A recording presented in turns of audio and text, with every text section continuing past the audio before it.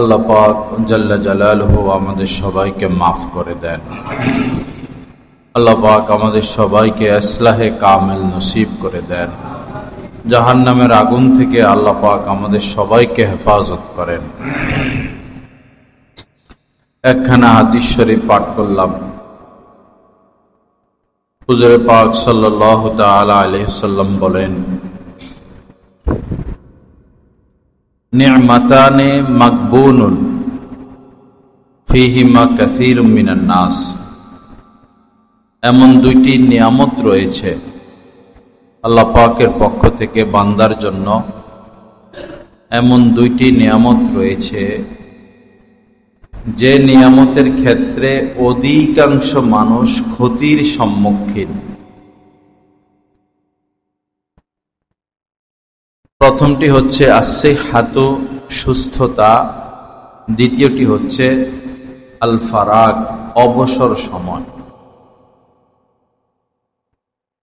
সুস্থতা এটাও আল্লাহ পাকের পক্ষ থেকে অনেক বড় নিয়ামত। কিছু মানুষ তো এমন যে জীবনে কখনো সুস্থ থাকতে পারে নাই, জন্ম থেকেই অসুস্থ হয়ে এসেছে। জন্ম থেকে আমাদের সমাজে যে বাচ্চাগুলো প্রতিবন্ধী, এই বাচ্চা প্রতিবন্ধী হওয়ার অনেকগুলো কারণের মধ্যে এও একটা, বাচ্চা যখন প্রসব হয়,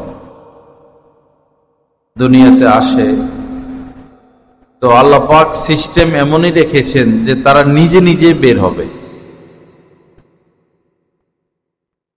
কিন্তু আমাদের সমাজে কি করে, ধাত্রীরা হয়তো 1 ঘন্টা 2 ঘন্টা 5 ঘন্টা, একদিন 2 দিন অপেক্ষমান, আর ধৈর্য কুলায় না, তো ভিতরে হাত প্রবেশ করিয়ে বাচ্চা টানাটানি করে, বাচ্চার মাথা ধরে টেনে বের করার চেষ্টা করে।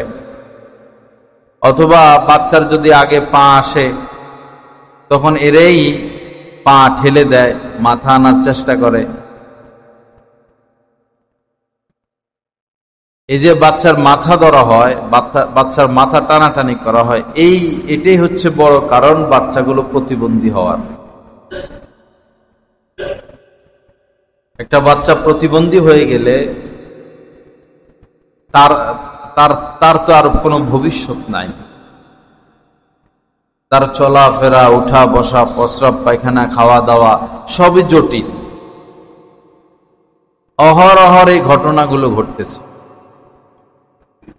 আল্লাহ হেফাজত করেন। আমরা এমন এক দেশে বসবাস করি, সর্বদিক থেকে সাধারণ মানুষ জুলুমের শিকার, সর্বদিক থেকে। হাসপাতালগুলো তো হাসপাতাল দেয় মানুষকে জবাই করার জন্য। হাসপাতাল মানি কসাইখানা, এখানে মানুষকে জবাই করা হয়। যেই সময় করোনা ছিল, ওই সময় আমি পত্রিকায় পেয়েছি 96% বাচ্চা নরমালি প্রসব হয় এই দেশে। 96% বাচ্চা নরমালি প্রসব হয়। কারণ ওই সময় যারা এই ডাকাত মহিলাদের পেট কাটে, এরা অনেকেই আত্মগোপনী ছিল। করোনা যাওয়ার পরে এখন আবার 95, 96, 97% বাচ্চা সিজার। যে সরকারি আসুক না কেন, জনগণের কোনো ফায়দা নাই।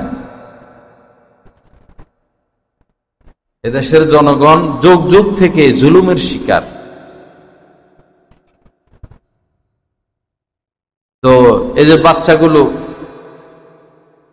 টানাটানি করে, পরে এই আজীবনের জন্য তারা অসুস্থ। মায়ের কি কষ্ট এই সন্তানটাকে নিয়ে, বাবার কি কষ্ট। তারা কার কাছে বাচ্চা রেখে যাবে? যদি বাচ্চার জন্য সম্পদ লিখে দিয়ে যায়, তো অন্য ভাইরা দুশ্মনী করে মেরেই ফেলবে সম্পদ নেওয়ার জন্য। মুসলমান তো আর মুসলমানের পর্যায়ে নাই।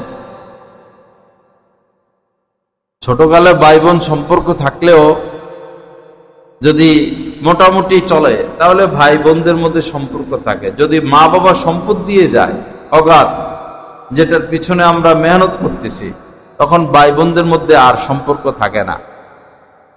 মামলা মোকদ্দমা, ভাইয়ে দিল না, বোনেরে কম দিল, ছোট ভাইকে কম দিল, বড় ভাইকে কম দিল, খুন পর্যন্ত করে ফেলে। এক ভাই আরেক ভাইকে, বা দুই ভাই মিলে এক ভাইকে খুন করে, পাগল বানাইয়া দেয় ইঞ্জেকশন দিয়া, বোনকে পাগল বানিয়ে ফেলে, বা বাবাকে জেলখানা আটকে রাখে, পাগল বানাইয়া পাগলাগারতে পাঠাইয়া দেয়, সম্পদ নিয়ে নেয়। যেটার মূলে এত সমস্যা দিন রাত, সেটার পিছনেই আমাদের ছুটাছুটি। নসিহত কেউ গ্রহণ করে না, উপদেশ শিক্ষা কেউ নেয় না। সবার চোখের সামনেই সবকিছু ঘটে, কিন্তু নসিহত কেউ গ্রহণ করে না। আল্লাহ হেফাজত করে। সংস্কারের জন্য আমাদের বর্তমান সরকার, সংস্কারের কিছু তো আমরা দেখি না। আসলে সংস্কারের তো কিছু দেখি না। চিকিৎসা ক্ষেত্রে কি পরিমাণ সংস্কারের দরকার, চিকিৎসার ক্ষেত্রে। লা ইলাহা ইল্লাল্লাহ। তো দুইটি নিয়ামত, সুস্থতা এবং অবসর সময়। নবীজি বলেন বেশিরভাগ মানুষ, কাসীরাম মিনান নাস, বেশিরভাগ মানুষই এই দুই নিয়ামতের ক্ষেত্রে ক্ষতিগ্রস্ত। তার মানে এই নিয়ামতগুলোকে কদর করে না, তারা এই নিয়ামতগুলোকে কদর করে না। প্রথমটা তো হলো সুস্থতা। অসুস্থ হয়ে গেলে আর ইবাদত করা যায় না, অসুস্থ হয়ে গেলে আর কাজ করা যায় না। মানুষ অপেক্ষায় থাকে যে শেষ জীবনে গিয়ে ভালো হয়ে যাব, শেষ জীবনে গিয়ে হজ করব, আর একটু বয়স বাড়ুক, এরপরে তবলিগ জামাতে চিল্লা লাগাবো, কোনো আল্লাহওয়ালার সোহবতে যাব, দিনের পথে খরচ করব, দিনের কাজ করব না, এই অপেক্ষায় থাকে। ভাই, বয়স যখন বাড়বে তখন তো আপনি প্রস্রাব ধরে রাখতে পারবেন না, অজু ধরে রাখতে পারবেন না, মসজিদে এসে বসে বয়ান শুনতে পারবেন না, এই কোমর ব্যথা, এই হাঁটু ব্যথা। শেষ জীবন তো ইবাদতের জন্য যে আমরা রেখে দিলাম। বেশিরভাগ মানুষ, আমাদের দেশের 99% মানুষ ইবাদতের জন্য, আখিরাতের জন্য শেষ জীবন রেখে দেয়। আর শুরুর জীবন হচ্ছে প্রথমে তো খেলাধুলা, নাবালেক অবস্থায়, বালেক হওয়ার কাছাকাছি থেকে শুরু করে এখন হলো মানে আনন্দ করার সময়। আনন্দ, এটার কি কয়, এই মানে কি কয়, এনজয়। এখন এনজয় করব। বালেক হওয়ার আগ থেকে মনে করুন 14 বছর, 14, 15, 16, 17, এই বয়সটা হচ্ছে খুব ইম্পর্টেন্ট বয়স, গুরুত্বপূর্ণ সময়। এই টাইমটা একজন মানুষের জন্য সবচেয়ে গুরুত্বপূর্ণ সময়। এই সময় আপনার সন্তানকে কোনো আল্লাহওয়ালা সোহবতে একদম ফালায় রাখতে হবে। আপনার সাথে থাকলে তো সে নষ্টই হবে, কারণ আপনি তো নষ্ট। আপনি সুদ খান, আপনি ফেসবুক চালান, আপনি মোবাইল নিয়ে ব্যস্ত, আপনি মিথ্যা কথা বলেন, আপনি ধোঁকা দেন, আপনার স্ত্রী পর্দা করে না, আপনি দ্বীনের উপর নাই, আপনি শরীয়তের উপর নাই, তা আপনার থেকে আপনার সন্তান কি শিখবে? দিলেন এমন প্রতিষ্ঠানে পড়ালেখা করতে, সেখানে তো সব এই নাফরমানদের ইজতেমা, তো সেখান থেকে আপনার সন্তান কি শিখবে? শুরুর এই উঠতি বয়সটা হচ্ছে গুরুত্বপূর্ণ। যেমন বিল্ডিং এর ফাউন্ডেশনটা যেমন গুরুত্বপূর্ণ, বাচ্চাদের 14, 15, 16, 17 এই বয়সটা চরিত্র গঠনের জন্য সবচেয়ে গুরুত্বপূর্ণ সময়। কিন্তু এই সময় তারা মোবাইলটা হাতে পায়, এই সময় তারা খারাপ ছেলেদের সাথে উঠা বসা মহল্লার। আপনি তো আপনার সন্তানের জন্য নিরাপদ না। আপনি ভেবে দেখুন, আপনার সাথে আমার চ্যালেঞ্জ, মা বাবাই সন্তানের জীবন ধ্বংসের জন্য হুমকি। মা বাবাই, মা দেবরের সাথে খুডুর সারাদিন গল্প সল্প, হাসি তামাশা। মেয়ে কি এটা দেখে না? মা পর্দা ছাড়া সে মার্কেটে ঘুরে, সেই বিয়ে শাদীর অনুষ্ঠানে যায়, সেই জন্মবার্ষিকীর একটা অনুষ্ঠানে যাওয়ার মতো কোন অনুষ্ঠান মুসলিম সমাজের যে অনুষ্ঠানগুলো মহিলারা যাওয়ার মতো পরিবেশ আছে? যে বিয়ে শাদীর অনুষ্ঠানগুলো, এটা কি মুসলমানদের বিয়ে শাদী হচ্ছে? গত জুমায় তো আমি এটা আলোচনা করেছিলাম। মেয়েরে সাজায় আয়না ইয়ার উপরে বসায় দেয় সবার সামনে, এটা কি, কই পাইছেন আপনারা এগুলো? কিসের সভ্যতা এটা? কিসের সমাজ এটা?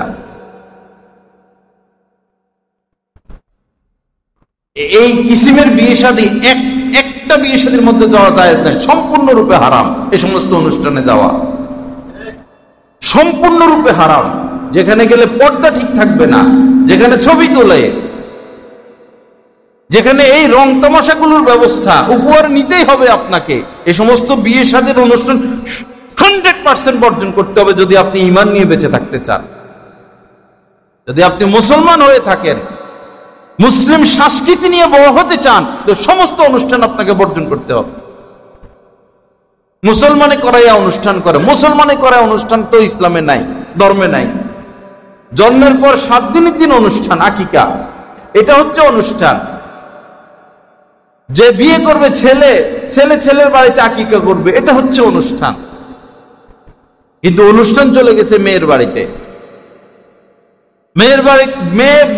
মেয়ের বাড়িতে বিয়ে শাদীর দিন, বিয়ের দিন মেয়ের বাড়িতে যে কোনো ধরনের অনুষ্ঠান নিষেধ, যে কোনো ধরনের খাওয়া দাওয়া নিষেধ। এত সহজ করছে ইসলাম আমাদের জন্য।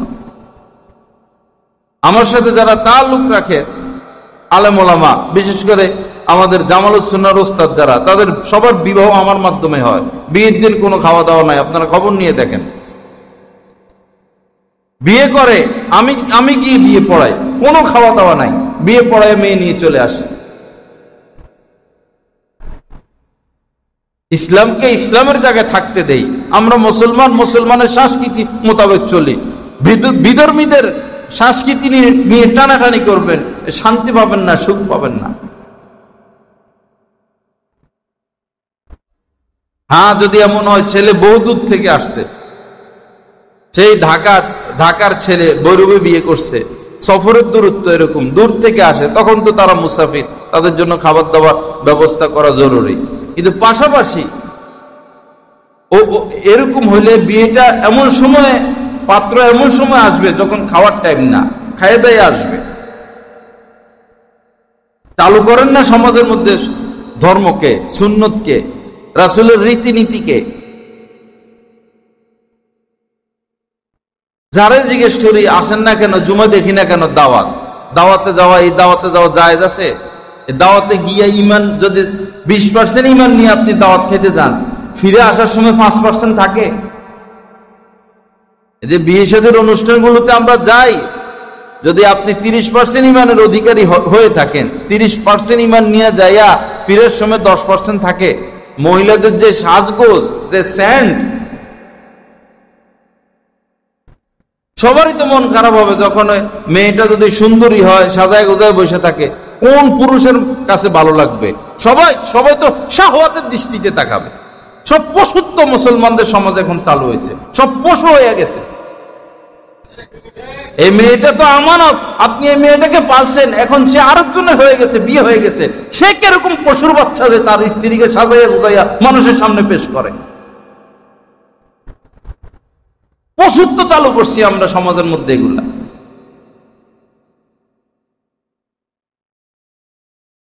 মোবাইলে বিয়ে, এত তাড়াহুড়া কেন? এত পাগল হয়েছেন কেন? কিসের মোবাইলে বিবাহ? যত মোবাইলে বিবাহ, সমস্ত মোবাইলে বিবাহের মধ্যে ঘুমর আছে। আপনারা খবর নিয়ে দেখেন, হয় ছেলের মধ্যে সমস্যা অথবা মেয়ের মধ্যে সমস্যা। ঘুমরওয়ালা বিবাহ গুলোই মোবাইলের মধ্যে সংগঠিত হয়। একটা বিয়ে হয় মোবাইলে, যারা আপনারা বিয়ে পড়ান, তাই তো পাগল হচ্ছেন কেন? বিয়ে ছেলে আসুক, ছেলেকে দেখেন, ছেলে মেয়েকে দেখো, খোঁজখবর নেন, দিন দেখেন, ধর্ম দেখেন, উঠা বসা দেখেন, চলাফেরা দেখেন, চাল চলন দেখেন, এরপরে বিয়ে শাদীর দিকে আগান। এত পাগল কেন? এত পাগল হয়েছি কেন আমরা বিয়ে দেওয়ার জন্য? মোবাইলে বিয়ে, কিসের মোবাইলে বিয়ে?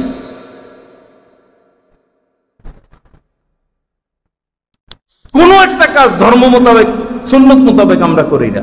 পরে পরে পরে সারা জীবন কান্নাকাটি, দুঃখ কষ্ট, মুসিবত। আপনি আপনার পায়ে কুড়াল মারলে তো কান্নাকাটি করবেন না? মুসিবত গ্রহণ করবেন না তো কি করবেন? আপনি তো আপনাকে শেষ করলেন।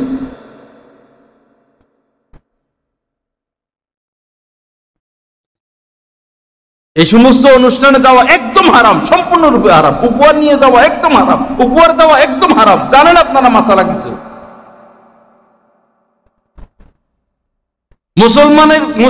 খতনাকরণের পরে কোনো অনুষ্ঠান নাই শরীয়তে।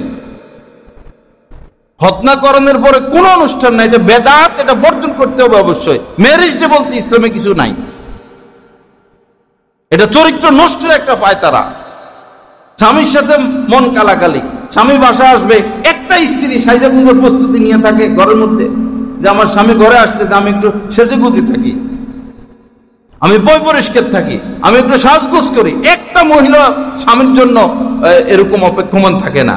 কিন্তু যেদিন ওই ম্যারেজ ডেতে যাবে, বিয়ের অনুষ্ঠানে যাবে, পর পুরুষের সামনে যাবে, ওই দিন উনার সাজের উপরে সাজ, ওই দিন সাজের উপর সাজ। সাজ তো স্বামীর জন্য, পরিষ্কার পরিচ্ছন্নতা স্বামীর জন্য, তার রূপ লাবণ্য স্বামীর জন্য, তার হাসি তামাশা আনন্দ স্বামীর জন্য। কিন্তু এটা হয়ে গেছে পর পুরুষের জন্য। মেয়েরা কি শিখে, কি শিক্ষা দিই আমরা মেয়েদেরকে? স্কুলে 1 থেকে বিএ পাস করলে সে সংসার করার মতো কি শিখলো? এখানে কি আছে? যে এতগুলো বই পুস্তক পড়ে মেয়েরা ছেলেরা সংসার সে করবে, যে এখানে কি লেখা আছে, কি শিক্ষা আছে, কি উপদেশ আছে এখানের মধ্যে?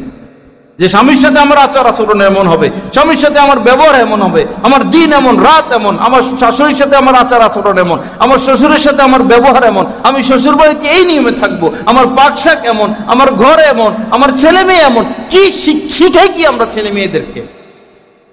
কি শিক্ষা দিই আমরা? শুধু চোর ডাকাতকে ভোট দেওয়া শিখছি আমরা, লুটপাটকারীকে ভোট দেওয়া শিখছি আমরা। বলেন একজনের নাম বলেন যে আমাদের দলের প্রধান চোর না, ডাকাত না, গুন্ডা না, লুটপাটকারী না। যারা যে দল করেন বলেন তো, দলের প্রধানের নাম বলেন। কোন এমন মন্ত্রী আছে যে দেশের সম্পদ বিদেশে পাঠায় নাই? এগুলোর তো উলঙ্গ করে জ্বালায় দেওয়া উচিত। ভোট তো যে সমস্ত চোরেরা হাজার হাজার কোটি টাকার মালিক, এই সমস্ত গুন্ডাদেরকে আবার ক্ষমতা আনার জন্য আপনারা পাগল হয়ে গেছেন। একটা লোকের নাম বলেন যে দেশের সম্পদ বিদেশে পাঠায় নাই। তার চেয়ে বড় গাদ্দারকে, যে নিজের মাতৃভূমির সম্পদ বিদেশে নিয়ে লুটপাটকারী, এর থেকে বড় গাদ্দার দুনিয়ার মধ্যে, বেঈমান আর কে আছে দুনিয়ার মধ্যে?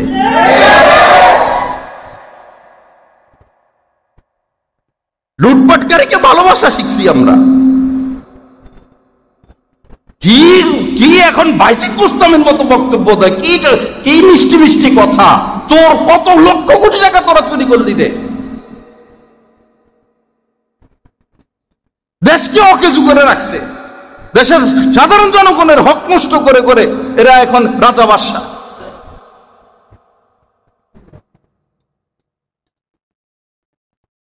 আর অনেকে ইসলামী দল নিয়ে, ইসলামী দল নাম দেয় ইসলামী দল, সারাদিন আলতু ফালতু কাম নিয়ে ব্যস্ত, তারা আবার ইসলামী দল। সাহাবাদের সমালোচনা নিয়ে ব্যস্ত, তারা আবার ইসলামী দল। মুখে নাই দাড়ি, নাই পাঞ্জাবি, নাই টুপি, না নামাজ, না হালাল খানা, ইসলামী দল। যারা এই কথা বলতে পারে, যে যারা রাসূলকে কাউবয় বলতে পারে, এদের বয়ান শোনা একদম হারাম। এদের উপরে ইসলাম, ভিতরে এদের কুফরি। যারা এই কথা বলে যে মূর্তি পূজা, রোজা আর মূর্তি পূজা, মুদ্রার এই পিঠ, আসলে এরা সব কাফের হয়ে রয়েছে ভিতরে ভিতরে। কিসের ইসলামী দল এরা? ইসলামকে কবর হিসেবে এরা ব্যবহার করতেছে। এদের সাথে কিসের ঐক্য? যারা নবী রাসূলকে নিয়ে সমালোচনা করে, যারা সাহাবাদেরকে নিয়ে সমালোচনা করে, যাদের 5-7 জন 10 জন ব্যতীত নবীর সুন্নাত যাদের মুখের মধ্যে নাই, যাদের এক মুষ্টি দাড়ি নাই, শরীয়তের পরিভাষায় এরা ফাসিক, শরীয়তের পরিভাষায় এরা ফাসিক, এদের সাক্ষ্য গ্রহণযোগ্য না। দাড়ি নাই যাদের, এরা 1 লক্ষ মানুষ যদি বলে আমরা আকাশে চাঁদ দেখেছি, একজনের কথা শরীয়ত গ্রহণ করবে না। এরা কিসের ইসলামী হুকুমত কায়েম করবে? নিজের মধ্যে ইসলাম নাই। নবীদের সাথে ওই মূর্তি পূজকদেরকে এরা সামঞ্জস্যতা করতেছে, বলতেছে যে মোহাম্মদ যেমন, ঈসা যেমন, মুসা যেমন, কৃষ্ণ মিষ্ট এগুলো তেমন। নাউজুবিল্লাহ। ঈমান আছে এদের মধ্যে? যারা কুফরি করবে প্রকাশ্যে, এদেরকে প্রকাশ্যে তওবা করতে হবে। প্রকাশ্যে কি তওবা করছে এরা?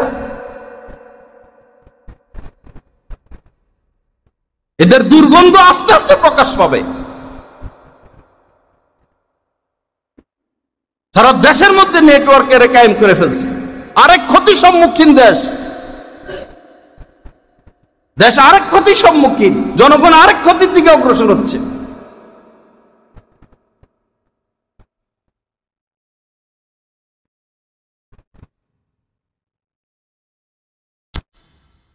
যাদের জ্ঞান বুদ্ধি আছে তারা সাহাবাদের সমালোচনাকারীদের সাথে কখনো ঐক্য করতে পারে না।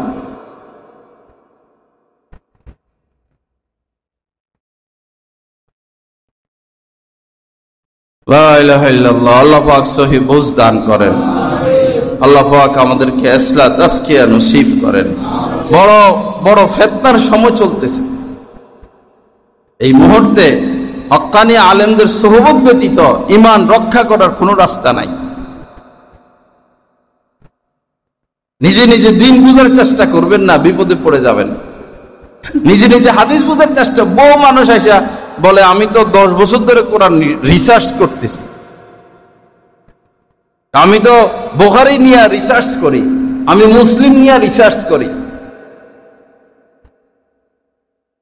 ক্লাস 5-এ যে পড়ে সে যদি বলে যে আমি ডক্টরেট ডিগ্রি নিয়ে রিসার্চ করি, মানুষ হাসবেন, তারে নিয়ে কি গর্ব করবে না হাসবে? আপনি কোরআনের কি বুঝেন? কোরআন শুদ্ধ করে পড়তে পারেন?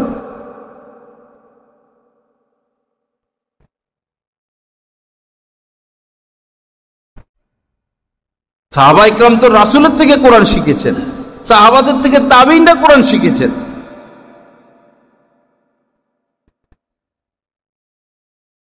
অনেক সাধারণ মানুষ দ্বীনি কথা বলার ক্ষেত্রে আয়াত বলে, হাদিস বলে, এদের জন্য তো জায়েজ নাই আয়াত হাদিস বলা, আয়াত হাদিসের তর্জমা করা। বেশি বাড়াবাড়ি করতেছে তারা, বুজুর্গি দেখাইতেছে, সারাক্ষণ সুদের সাথে লিপ্ত, আর মিম্বরে আইসা হাদিস বলে দেয়, আয়াত বলে দেয়। দুঃসাহসটা কতটুকু হয়েছে? কেন তারা আয়াত বলবে, কেন তারা হাদিস বলবে? কি বুঝে আয়াতের আর হাদিসের? সমানে তাহারিফ হইতেছে, কোরআন হাদিসের বিকৃতি হইতেছে। একজন মানুষের শরীরে সাহাবাদের হাত পা কাঁপা শুরু হইতো যে আল্লাহ রাসূল বলেছেন এই কথা বলার পর হাদিস বলতে গিয়া সাহাবাদের মধ্যে কম্পন চলে আসতো। পরে তারা বলতেন রাসূল হয়তো এমন বলছেন, রাসূল হয়তো অমন বলছেন, হয়তো বা রাসূলের কথা এমন ছিল। কিভাবে তারা ভয়, তারা হাদিস, হযরত আবু বকর সিদ্দিক রাদিয়াল্লাহু তাআলা সারা জীবন রাসূলের সাথে ছিলেন, তার হাদিস কিতাবের মধ্যে নাই, তার বর্ণিত হাদিস নাই। ভয় পাইতেন সারা জীবন যে আমি রাসূলের হাদিস বললাম, যদি একটু এদিক সেদিক হয় তা আমি তো শেষ। একজন মানুষ জাহান্নামে যাওয়ার জন্য এতটুকু যথেষ্ট, যদি সে বলে যে রাসূল বলেছেন অথচ রাসূল বলে নাই কথা, এটা রাসূল বলেছেন সে যদি এটা বলে অথচ রাসূল এটা বলে নাই, তার জাহান্নামে যাওয়ার জন্য এতটুকু কথা যথেষ্ট। কখনো হাদিসে আছে আল্লাহ রাসূল বলেছেন, এরকম এরকম দুঃসাহস করবেন না। এটা বড় ভয়ঙ্কর বিষয়। ইহুদিদের ধর্মীয় কিতাব বিকৃত, 100টা তাওরাত জমা করলে দেখা যাবে যে একটা এক রকম। ইনজিল বিকৃত, জমা 100টা 200টা ইনজিল জমা করলে দেখা যাবে একটা এক রকম। সে 20 বছর আগের ইনজিল, 100 বছর 200 বছর আগের ইনজিল আর বর্তমান ইনজিলের মিল নাই। সে 500 বছর আগের তাওরাত, বর্তমান তাওরাতের মিল নাই। কিন্তু কোরআন যেভাবে নাজিল হয়েছে আজ পর্যন্ত কোরআন হুবহু একটা হরফ, একটা জের জবর, একটা অক্ষরের দিক সেদিক হয় নাই। এই সতর্কতার কারণেই তো।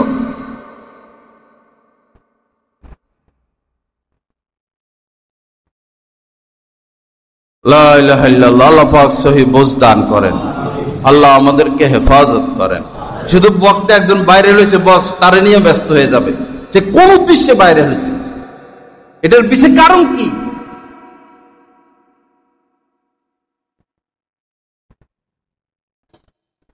ওয়াজ মাহফিল গুলো থেকে রুচি নষ্ট হয়ে যাচ্ছে।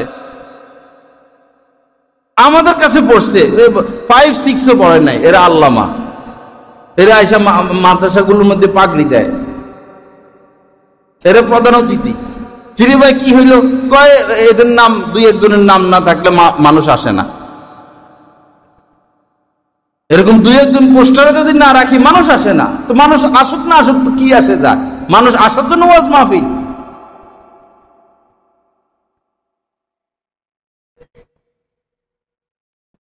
একজনের দিনের মধ্যে বিভ্রান্তি করতো, এক আলেম দীর্ঘদিন জেলখানা ছিল, জেলখানা থেকে বাইরে হয়ে পরে বলতেছে আমি রুজু করছি, আমি ফিরে আসছি। এক কথা কয়ে খাতির লাগাইছে সবার সাথে, সবার সাথে খাতির লাগাইছে, আমি রুজু করছি, আমি রুজু করছি। আসলে তার ওয়াজ মাহফিলে তার বক্তব্য, আগের বক্তব্য আর বক্তব্য একই। আর আমাদের কমই ছাত্ররা, কমই উলামা ইকরাম, কমই মাদ্রাসার মধ্যে সে আইসা মাহফিল করতেছে, আসলে বক্তব্য আগের গুলোই দিচ্ছে। আর এদের নাম শুনলে লক্ষ লক্ষ মানুষ ঝাঁপাইয়া পড়ে। এরা কি দিয়ে গেল, কি শিখিয়ে গেল মানুষকে? 10টা কথা ভালো বলে, একটা পেচ লাগাই দেয় মানুষের অন্তরের মধ্যে। সাফ কথা, পরিষ্কার কথা। যারা ছবি তোলে তারা গুনাহগার, তারা ফাসেক, তারা কবিরা গুনাহে লিপ্ত। সে যেই হোক তার বয়ান শোনা যাবে না। যার ইচ্ছা আপনি বয়ান যত বড় সে আলেম হোক, সে ছবি তোলে, সে গুনাহ কবিরার মধ্যে লিপ্ত। বিভ্রান্ত হবেন তাদের পিছনে যদি আপনারা ঘুরতে যান। স্পষ্ট কথা আমাদের।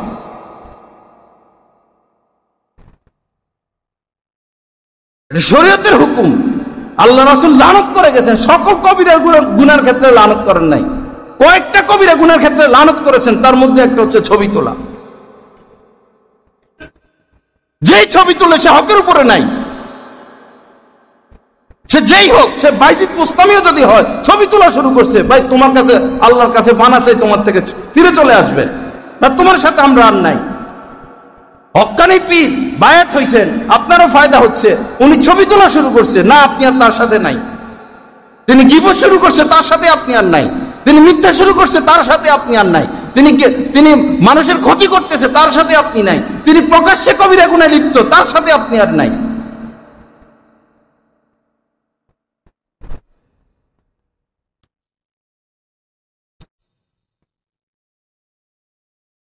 আল্লাহ পাক আমাদেরকে সহি বুঝ দান করেন, আল্লাহ আমাদেরকে হেদায়েত দান করেন। বড় কঠিন সময় আমরা পার করতেছি, বড় কঠিন সময়। নিজের ভুল আমরা দেখি না, নিজের ভুল দেখি না, নিজের সংশোধনে ফিকির করি না, এটাই সবচেয়ে বড় সমস্যা। নিজের ভুল দেখি না, নিজের সংশোধনের ফিকির করি না, হক্কানি আলেমদের সোহবতে যাই না। হযরত থানভী রাহমাতুল্লাহ আলাইহি বলেছেন, মুসলমানদের এই পদস্খলনের বর্তমানে মুসলমানদের পদস্খলনের সবচেয়ে বড় কারণ মুসলমান হক্কানি আলেমদের সোহবত বর্জন করছে। সামনে বসে দ্বীনি কথা শুনলে যে ফায়দা, মোবাইলে বসে শুনলে কি সে ফায়দা? আমি কখনো আমার শায়েখের মাসিক ইজতেমা যাই না, এরকম হয় না, সব সময় যাই। গত বৃহস্পতিবারে যাই নাই, গতকালকে যে কোনো কারণে। পরে মোবাইলে বয়ান শুনলাম, খুব সুন্দর জামে মানে বয়ান, কিন্তু আমি অনুভব করছি যে পাশে গিয়ে সামনে গিয়ে বয়ান শোনা আর মোবাইলে শোনার মধ্যে রাত দিনের মধ্যে পার্থক্য, আকাশ জমিন পরিমাণ পার্থক্য। কারণ যেখানে কোনো আল্লাহওয়ালা থাকে সেখানে আল্লাহ পাকের রহমত নাজিল হইতে থাকে, বরকত নাজিল হইতে থাকে। আর সাধারণ মানুষ যারা ওই আলেমী দ্বীন ও আল্লাহর আশপাশ থাকে তারা সবচেয়ে বেশি বরকত পায়। যারা যত কাছে তাদের ফায়দা তত বেশি হবে। যারা বয়ান শুনে দেখেই কিন্তু অনেক দূরে, 20 হাত দূরে, 30 হাত দূরে, হিসাবে তাদের ফায়দা কম হবে। এজন্য সাহাবায়ে কেরাম রাসূলকে ঘিরে রাখতেন সবসময়।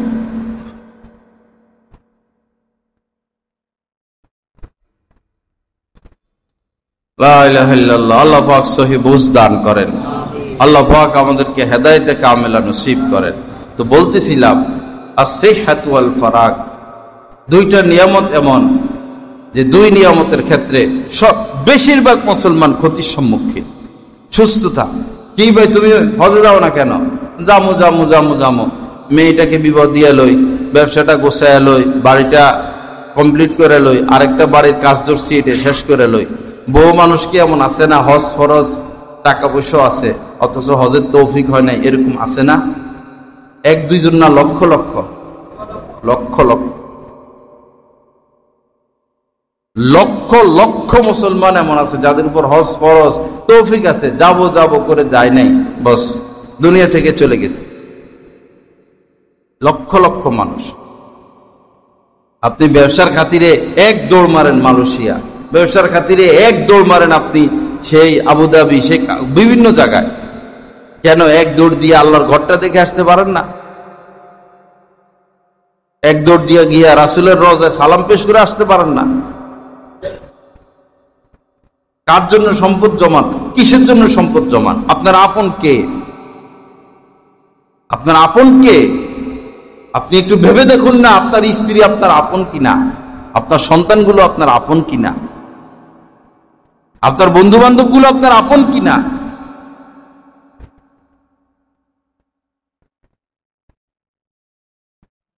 আল্লাহ ছাড়া আমাদের আর কেউ নাই, আল্লাহ ছাড়া আর আপন বলতে কেউ নাই, সব স্বার্থ, সব স্বার্থ। আমরা তো কেমন যেন গোলামি করতেছি। অর্ডার পালন করা আমাদের দায়িত্ব। পুরুষরা শুধু অর্ডার পালন নিয়ে ব্যস্ত, সকালে এটা আনো, এটা আনো, এটা লাগবে, এটা লাগবে, ওইটা লাগবে। একটা গোলামির জিন্দেগি আমাদের, যে আমরা যেটা পাওয়ার তাদের থেকে আমরা সেটা পাই না। আপনি তো আপনার সব দিচ্ছেন স্ত্রী সন্তানের জন্য, আপনি কত পার্সেন্ট পাচ্ছেন? স্ত্রীর ভালোবাসা আপনি কত পার্সেন্ট পাচ্ছেন? সন্তানের ভালোবাসা কত পার্সেন্ট পাচ্ছেন? শেষ জীবনে যখন আপনার সহযোগিতার প্রয়োজন হবে ছেলে মেয়ের থেকে, আর ছেলে মেয়েকে তো আর পাবেন না। মেয়ে মেয়ের বাড়িতে, ছেলে ছেলের স্ত্রী সন্তান নিয়ে ব্যস্ত, আপনি সহযোগিতা পাবেন না। তো আপনার বয়স 60, কোনো কারণে আপনার স্ত্রী মারা গেল, এখন তো আপনার হয়তো আপনি আরো 10 বছর বেঁচে থাকবেন, হয়তো আপনি আরো 20 বছর বেঁচে থাকবেন। আপনার তো এখন বিয়ের জরুরত। 60 বছর হোক, 65 বছর হোক, একজন মানুষের স্ত্রীর প্রয়োজন আছে। আপনার ছেলে মেয়েরা কি আপনাকে বিবাহ করতে দিবে? দিবে? জবাই করে দিবে, জবাই। তো এই ছেলে মেয়েকে আপনি তো বড় করছেন, আপনি তো পালছেন।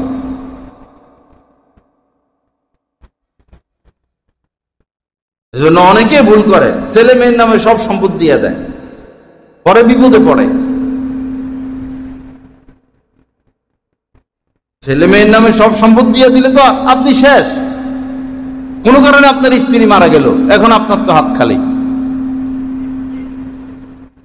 এক লোকের স্ত্রী মারা গেছে, বয়স এমন, পরে সবাই বিয়ে করতে বলে তাকে, আমার সাথে পরামর্শ করলো। তো আমি বললাম, আপনার আয় রোজগার কি, সম্পদ কি আছে হাতে? হাতে কোনো সম্পদ নাই, কোনো আয় রোজগার নাই। তো আপনি বিয়ে করলে এখন আপনি চলবেন কিভাবে? আপনি তো ভিক্ষে করা লাগবে। এখন ছেলে মেয়ে খাওয়াবো, ভাতের প্লেট দিব আপনার সামনে? ছেলে মেয়ে রাজি আছে, আপনি বিয়ে করেন।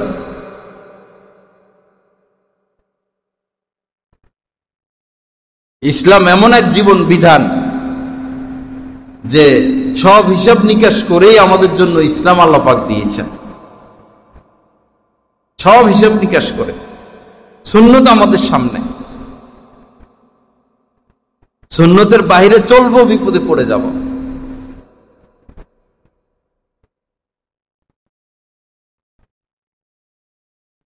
লা ইলাহা ইল্লাল্লাহ। আল্লাহ আমাদের সবাইকে মাফ করে দেন।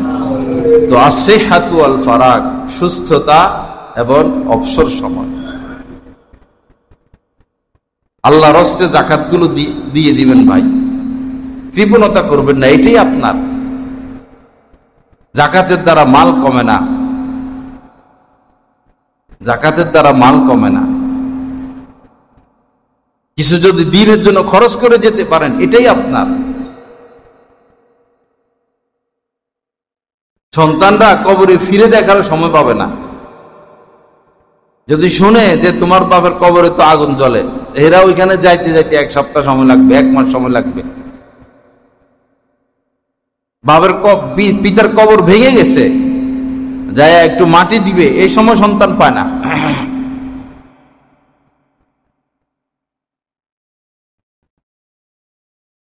বহু মানুষকে আমি এইভাবে বলেছিলাম যে তার আব্বা মারা গেছে, তার মা মারা গেছে, আমি বলছিলাম আমাকে একসময় নিয়ে যাবেন, আমি কবর জিয়ারত করব।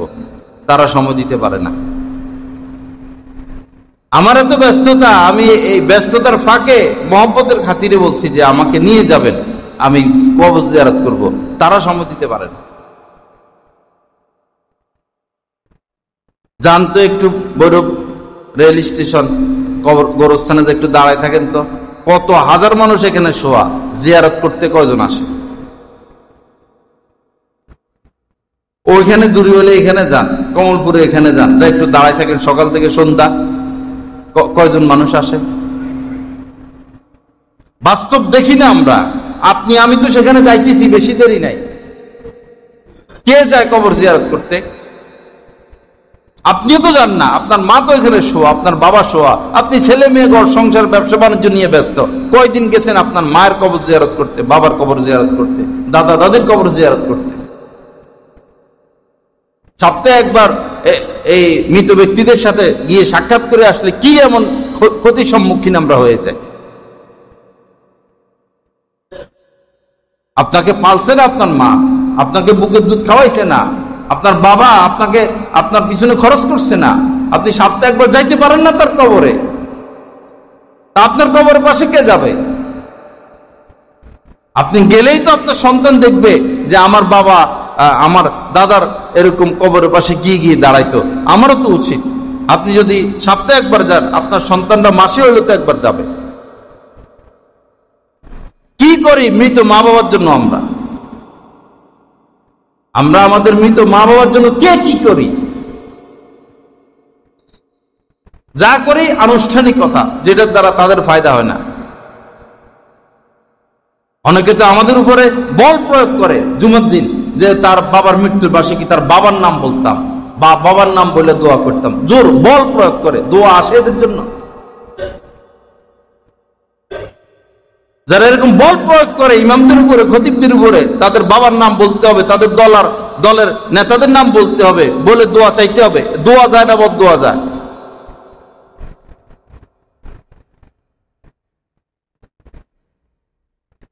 গত কয়েকদিন আগে একটা লাশ আসছে এখানে, সম্ভবত মাগরিবের সময়। আমি কয়েকজনকে দেখাইছি, লাশ নিয়ে দাঁড়ায় রয়েছে অন্তত 150-200 মানুষ, নামাজটা পড়তে আসে না। লাশ নিয়ে দাঁড়ায় রয়েছে, কেউ বসে রয়েছে, কেউ মোবাইল টিপতেছে, কেউ হুন্ডের উপরে বসে রয়েছে। এখন মাগরিবের নামাজের পরে জানা যাবে, মাগরিবটা পড়তে আসে না। এই শিক্ষা দিচ্ছি ছেলে মেয়েদেরকে আমরা। তারা যে জানাজাটা পড়বে শিখেছি, ছেলে মেয়েকে জানাজার নামাজ, কবর গিয়ে কবর জিয়ারত করবে, ওইখানে কি পড়তে হবে শিখেছি সন্তানকে। আমার মৃত্যুর আগে কি করণীয়, আমার মৃত্যুর পরে কি করণীয়, মারা গেলে ছেলে মেয়ে কি করবে বাবাকে, শিখেছি আমরা ছেলে মেয়েকে। একটা লাশ আসছে কয়েকদিন আগে, এরকম হা করে রয়েছে, মাথাটা সোজা হা করে রয়েছে। তা হা করেই তো থাকবা, কারণ ছেলে মেয়েকে তো শিখেও নাই। মারা যাওয়ার সাথে সাথে কি করণীয়, কোনো করণীয় করে না, শুধু হাউ মাউ চিল্লে চিল্লি কান্নাকাটি। এখন কি কান্নার কাজ নাকি আগে কি করতে হবে আপনাকে?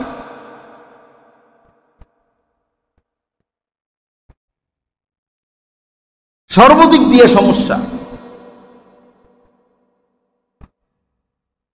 এমনও লাশ দেখছি আমরা, এমনি পা বাঁকা, পা এভাবে থাকবে না, পা এমনি, অর্থাৎ লাশটা যান এভাবে গেছে, এভাবে রয়ে গেছে, পরে আর তারা পা সোজা করে নাই, পা এমনি বাঁকে রয়ে গেছে। আর একটা লাশকেও এই সুন্নত মোতাবেক দাফন করা হয় না, একটা লাশকেও না। বড় দুঃখজনক এটা। একটা লাশকে সুন্নত তরিকে কবর দেওয়া হয় না।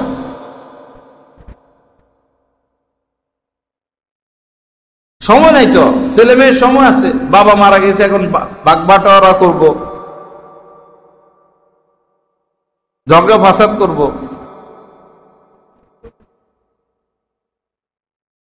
লা ইলাহা ইল্লাল্লাহ। আল্লাহ আমাদের সবাইকে মাফ করে দেন, ইলমে দ্বীন শিক্ষা করার তৌফিক দান করেন। এজন্য নবীজি বলেছেন, তারাকতু ফীকুম আমরাইন, দুইটি জিনিস রেখে যাচ্ছি, লান তাদিল্লু মা তামাসসাকতুম বিহিমা, কখনো গুমরা হবে না, পথভ্রষ্ট হবে না যদি এই দুইটা জিনিস ধরে রাখো। কিতাব আল্লাহ, প্রথমটা হচ্ছে আল্লাহর কিতাব পবিত্র কোরআনুল মাজিদ, কোরআন শরীফ। দ্বিতীয়টি হচ্ছে সুন্নাত রাসূলিহি, আল্লাহ পাকের রাসূলের সুন্নাত। দুইটা জিনিস, এই দুইটা জিনিসকে আঁকড়িয়ে ধরা।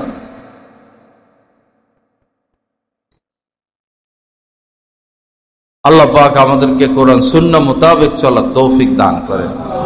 যে হাদিসটা আমি পড়েছিলাম, নি'মাতানি মাকবুনুন ফীহিমা কাসীরুম মিনান নাস, আস-সিহহাতু ওয়াল ফারাগ, দুইটি নিয়ামত এমন বেশিরভাগ মানুষ এই দুই নিয়ামতের ক্ষেত্রে ক্ষতিগ্রস্ত। সুস্থতা, অবসর সময় কাজে লাগায় না। সুস্থ মানুষ এখন ভালো মতে ইবাদত বন্দেগী করে ফেলো, অসুস্থ হইলে আর ইবাদত কেমনে করবা? অবসর আছো, ভালো মতে জিকির আজকার করে ইবাদত বন্দেগী করতে থাকো। অসুস্থ হইলে আর সময় কোথায়? ওই সময় হাসপাতাল বাসা, শেষ বয়সে তো এইটাই, হাসপাতাল আর বাসা।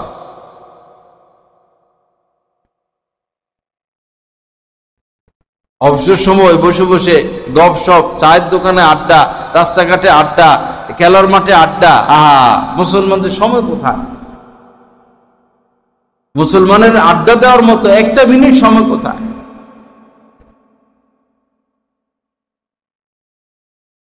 লম্বা লম্বা কথা, অযথা এত লম্বা কথা বলার কি প্রয়োজন? প্রয়োজনীয় কথা সংক্ষেপ করা, আল্লাহকে নিয়ে ব্যস্ত থাকা, আল্লাহর স্মরণ, আল্লাহর সাথে থাকা। কানা রাসূলুল্লাহ সাল্লাল্লাহু আলাইহি ওয়াসাল্লাম ইয়াযকুরুল্লাহ তাআলা আলা কুল্লি আহইয়ানিহি। আল্লাহ রাসূল এমন ভাবে জীবন কাটাইতেন, এক মুহূর্তের জন্য আল্লাহকে তিনি বলতেন না। ওটা হচ্ছে পরম প্রিয় লক্ষ্য।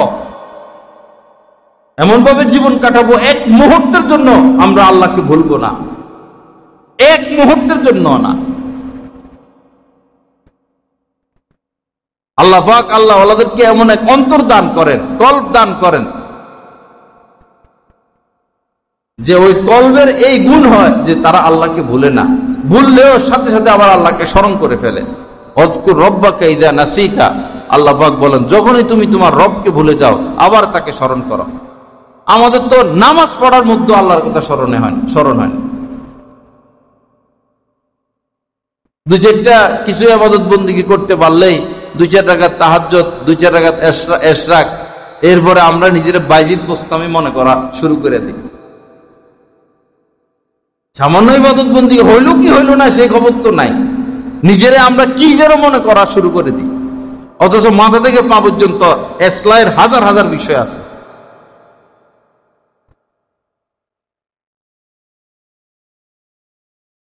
ইসলাম ফরজ। ফামান আমানা ওয়া আসলাহা, ঈমান আনার পর আরেকটা কাজ থেকে যায়, ইসলাহ, সংশোধন। ফালা খাউফুন আলাইহিম, তাদের ক্ষেত্রে আল্লাহ পাক বলছেন এদের কোনো ভয় নাই। ওয়ালা হুম ইয়াহজানুন, কোনো ব্যাপারে এরা চিন্তা করে না। ফামান আমানা ওয়া আসলাহা, ঈমান আনার পর ইসলাহ বাকি থেকে যায়। আল্লাহ রাসূলের প্রধান কাজ ছিল 4টি। দ্বিতীয় কাজই হচ্ছে ইউজাক্কিহিম, তিনি উম্মতকে ইসলাহ করতেন, সংশোধন করতেন, ভুলগুলো ধরাইয়া দিতেন। কারণ আমরা তো নিজের বাইজিদ বুঝতামই মনে করতেছি, কে ভুল ধরাইয়া দিবে? কেউ আমরা ভুলের ঊর্ধ্বে না ভাই। এজন্য সবারই একজন শায়েখ থাকা উচিত এবং শায়েখের সামনে নিজেকে মিটিয়ে রাখা উচিত। শায়েখের সামনে এমন ভাবে পেশ করা যেন তিনি আমাকে রাগ করতে পারেন, ধমক দিতে পারেন, শাস্তি দিতে পারেন, আমার ভুলগুলো ধরিয়ে দিতে পারেন। শায়েখের সামনে যদি আমি নিজেকে শায়েখ হিসেবে পেশ করি তো শায়েখ ইসলাহ করবে কিভাবে? আপনি ডাক্তার কাছে গেছেন, তাই তো নিজেকে পেশ করতে হবে, আমি রুগী ডাক্তার সাহেব, আমার কোমর ব্যথা করে, আমার মাথা ব্যথা করে, আমার পা ব্যথা করে। আপনি তো নিজেকে রুগী হিসেবে পেশ করবেন। আপনি যদি যাইয়া একবারে এমন ভাবসাব আর উল্টা মনো ডাক্তাররা সংশোধন করে দিয়ে আইবেন, তো ডাক্তার আপনারা কিসের ওষুধ দিবে? নিজেকে পেশ করতে হয় কাহারো সামনে। সাহাবায়ে কেরাম নবীজির সামনে নিজেকে পেশ করতেন, পেশ করে দিয়েছেন, মিটিয়ে দিয়েছেন, যেমনে বলতেন তেমনি।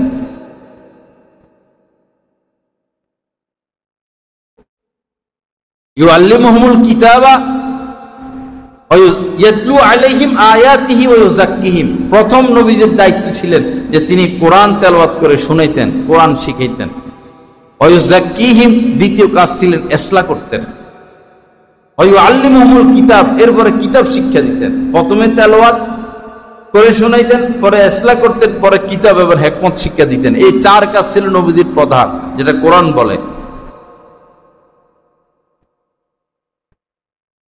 আমরা ইসলাহ হইও না, ইসলাহের জন্য কারো কাছে নিজেকে পেশও করি না।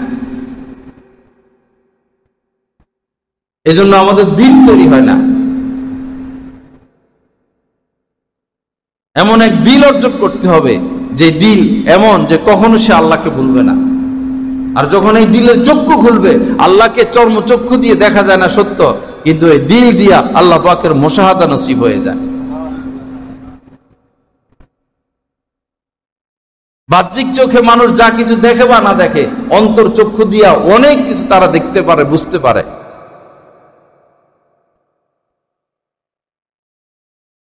আল্লাহ পাক আমাদেরকে এরকম দিল অর্জন করার তৌফিক দান করেন। আল্লাহ পাক আমাদেরকে আল্লাহর পথে হাঁটার তৌফিক দান করেন। আমার ভাইরা, সংশোধনের ফিকির করি, ভালো মানুষ হই, নিজেকে কাহারোর সামনে পেশ করি, নিজের ইসলাহ করাই, অন্তর জগতে প্রবেশ করি। অন্তর জগতে এমন হবে জিন্দেগি যে এক মুহূর্ত আল্লাহকে ভুলবো না। আল্লাহর মোহব্বত, আল্লাহর ভালোবাসা, আল্লাহকে পাওয়ার পিপাসা।